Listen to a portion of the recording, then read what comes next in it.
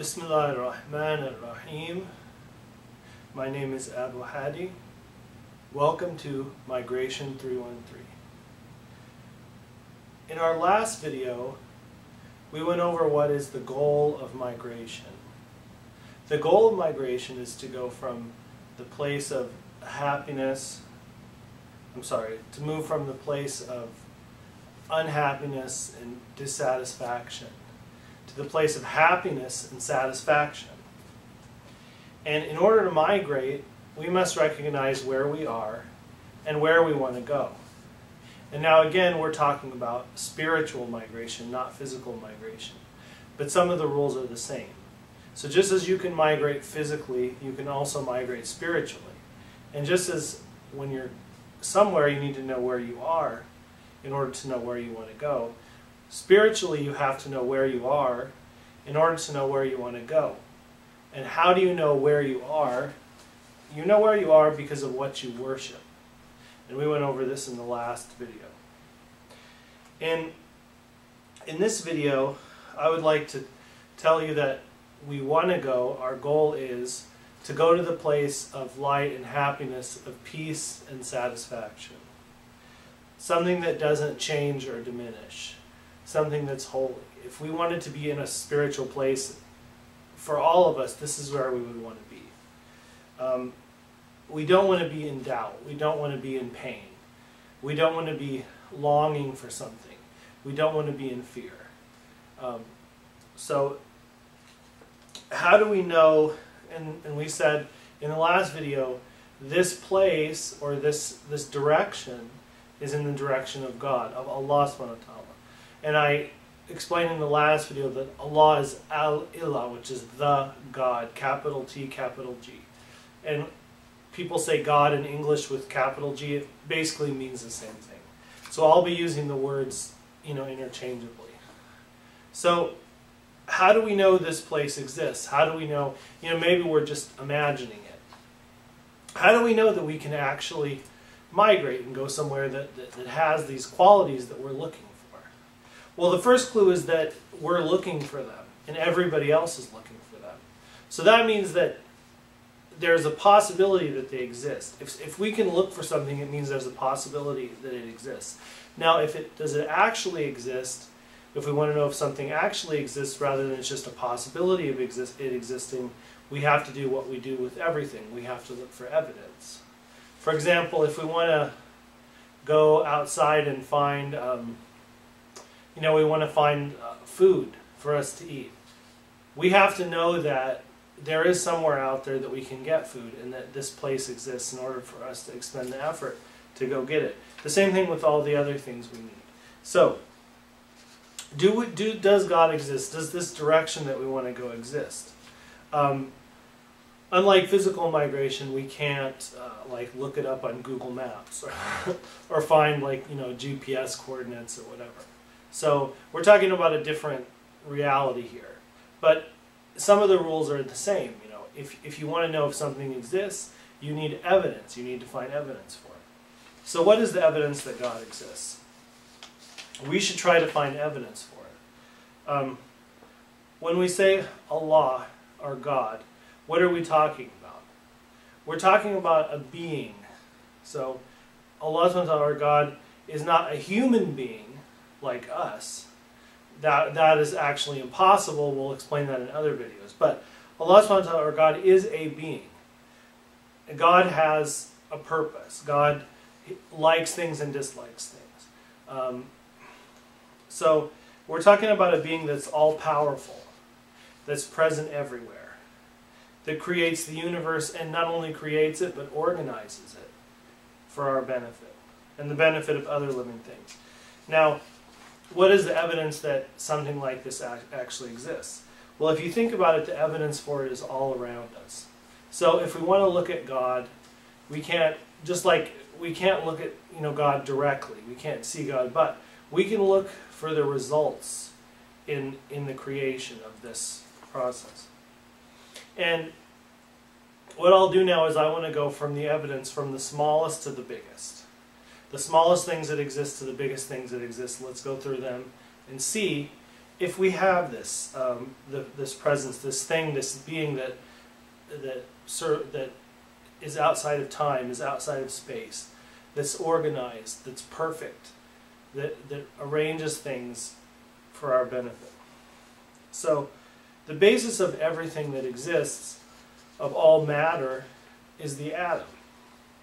And the atom is the smallest thing that we know about. Now there's been some research recently in the super collider about, you know, the Bose-Higgs particle or whatever, but we're gonna leave that out for now. But we'll say basically the smallest thing that exists is the atom.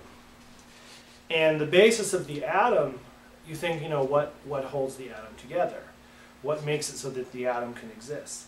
It's this thing that the scientists call the strong force. In other words, it holds together the protons and neutrons in the nucleus of the atom. And this force, this strong force, allows the atom to stay together. And this force is present in just the right amount. If it was too strong, the atom, the protons and neutrons would collapse. And if it was too weak, they would fly apart. So it's present in just the right amount. And atoms, not only do they have the nucleus, but they have electrons, things that orbit the atom. And the electrons in the outer shell, depending on how many there are, it allows them to interact and form compounds and combine with other atoms to form, you know, molecules. So these atoms are present in just the right amount. So the atoms are divided up into, you know, what we call elements. So you have hydrogen, oxygen, helium, nitrogen, gold, different ones. And these elements are present in just the right amount in order to make life possible. So for example, some of the most plentiful ones are hydrogen and oxygen, and we know that hydrogen and oxygen combine to form H2O, which is water, something we all need.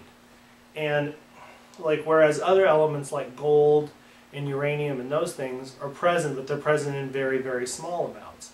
Because for life to exist, we don't need a lot of those elements. They're not essential for life to exist. But we have uses for them. So, you know, gold, for example, as a placeholder for value, people used to use it for money and things. So that's necessary.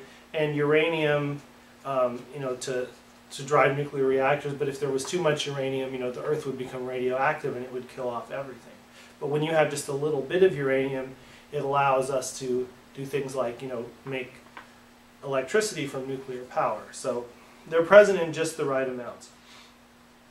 And these atoms are reacting in our bodies billions and trillions of times every second. That's what allows us to stay alive. If these reactions didn't happen, we wouldn't be alive.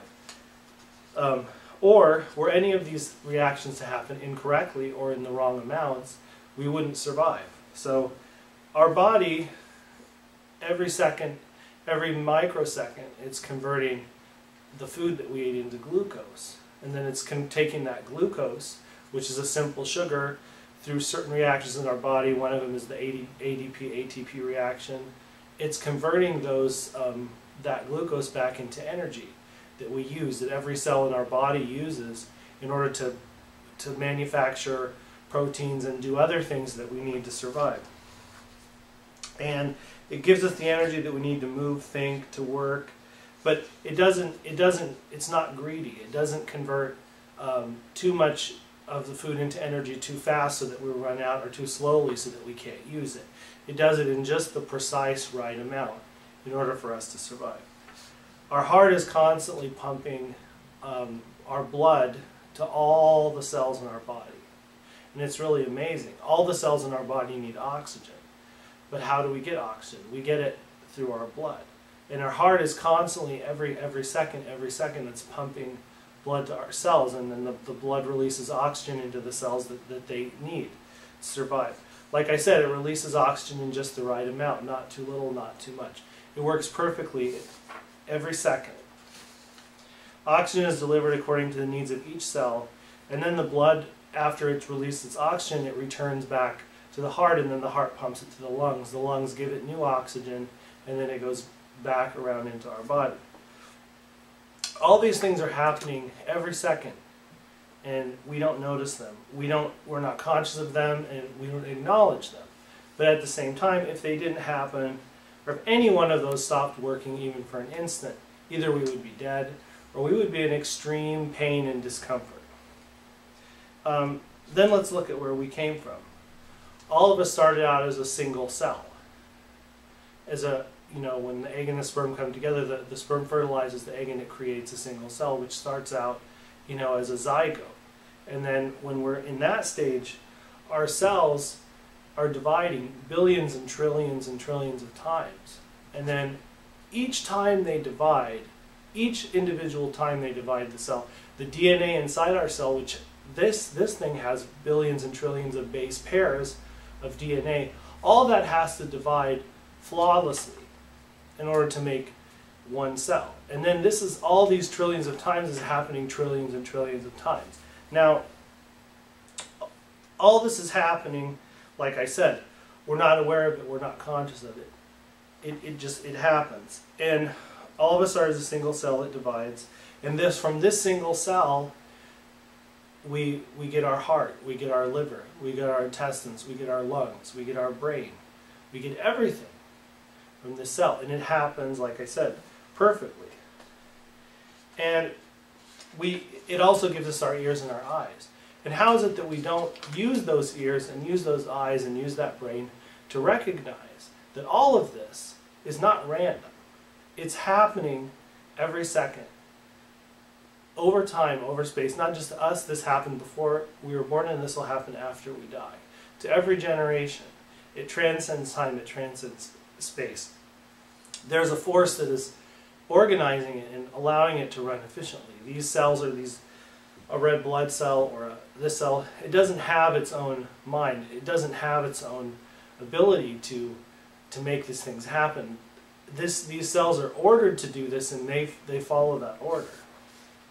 And all these things were given to us as free gifts. We didn't do anything to receive this. We didn't create ourselves. We didn't make ourselves divide.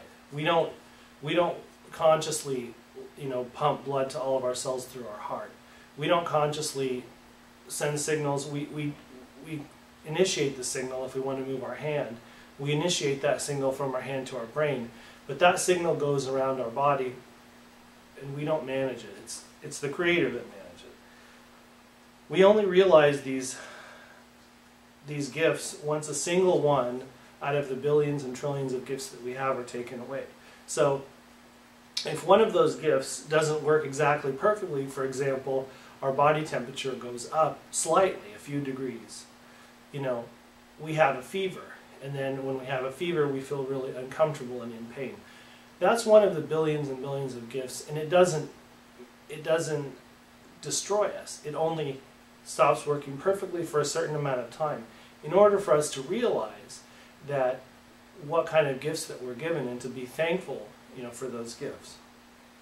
If our lungs decrease in effectiveness and our body temperature rises, we get angry and nervous. This shows how totally dependent we are on all of these things happening perfectly every second. If we expand out a bit, we can see how this flawless and precise system, not only this precise system, this flawless system that is over space, over time, outside of space, outside of time, not only works within ourselves, it works outside of ourselves. If we expand on it a bit, we can see that this flawless and precise system works in nature.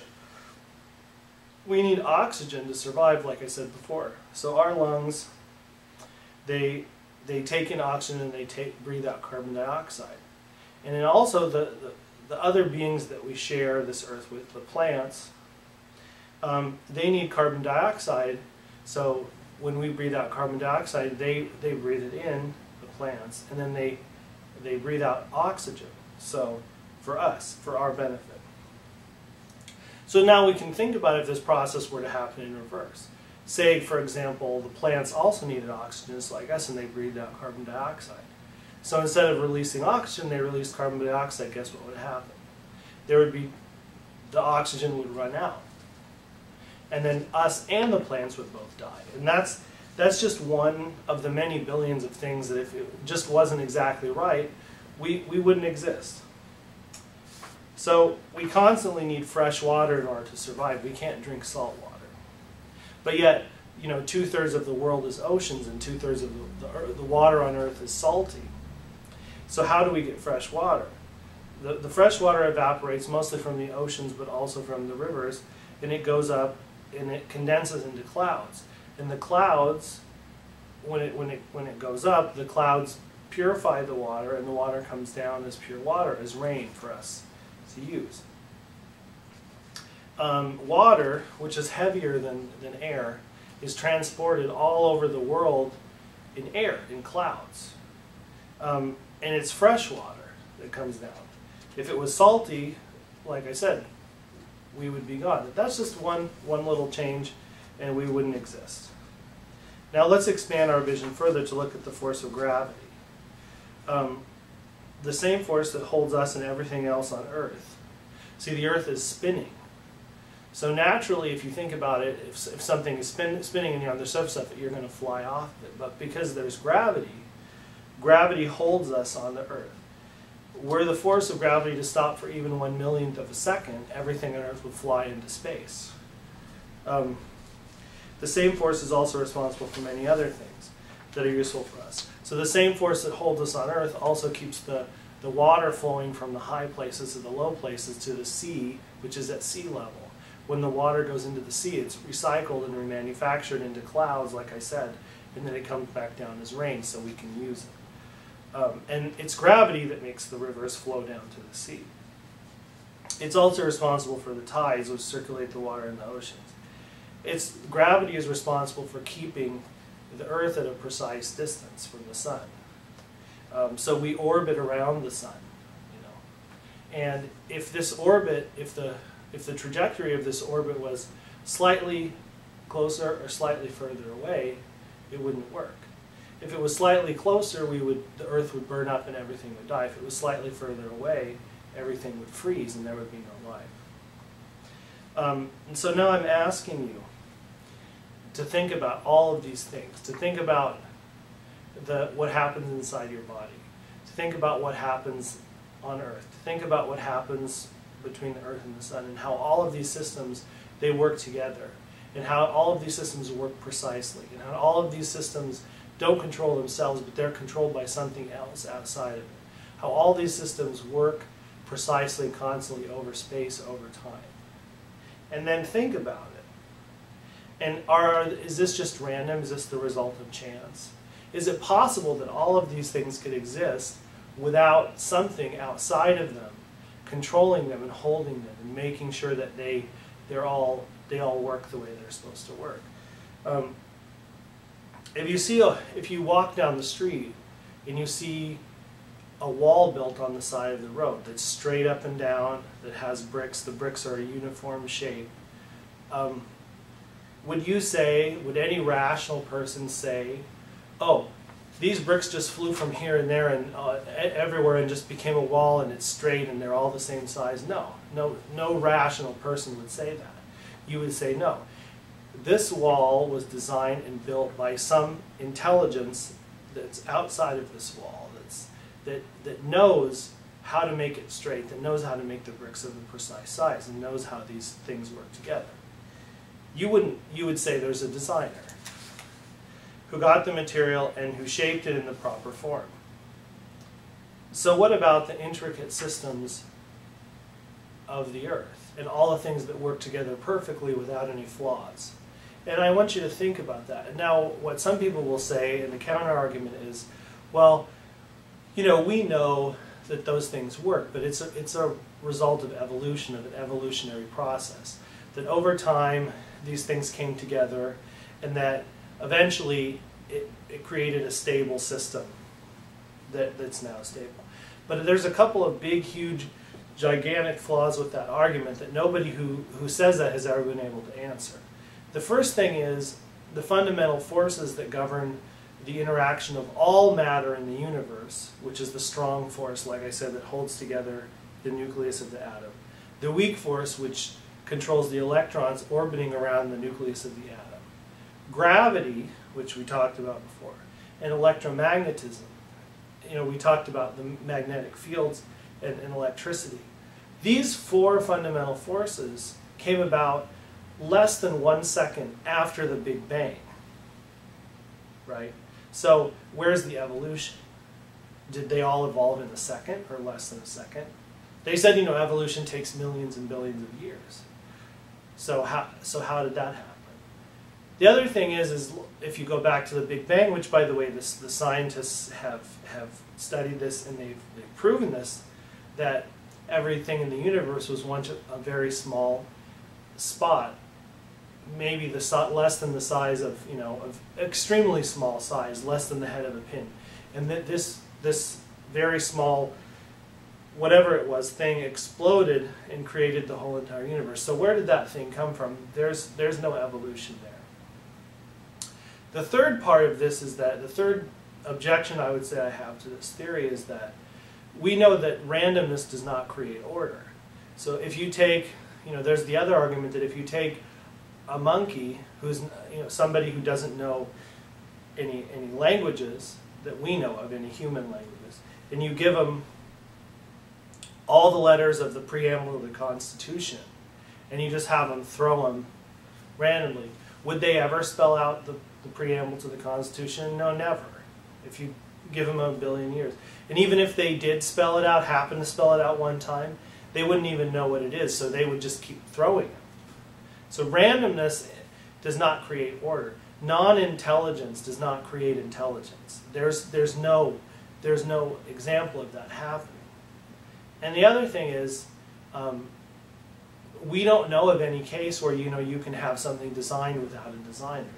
It doesn't. It's a theory, but it doesn't happen in reality. In reality, everything that works, that functions, that we know of, it has somebody behind it. And lastly, I would just like to conclude by saying that if you don't believe that God exists, if you believe that it's all random, then just take one of these things that I talked about. The circulation of blood in the body, the atom, the Big Bang, gravity, the water cycle, any of these things, and study it in detail and see if you can find any randomness or disorder in it. It's usually that when you believe that something is random and disorderly in nature because you don't understand exactly how it works, but once you understand how it works, you know. And then think about if you've ever seen anything that exists that came about randomly and created an order without a designer. And I want you to think about that, and then inshallah in our next video we're going to go over the next step in the process, which is, if I know that this exists, how do I move forward and get to it? Assalamu alaikum wa rahmatullahi wa barakatuh. Peace be upon you.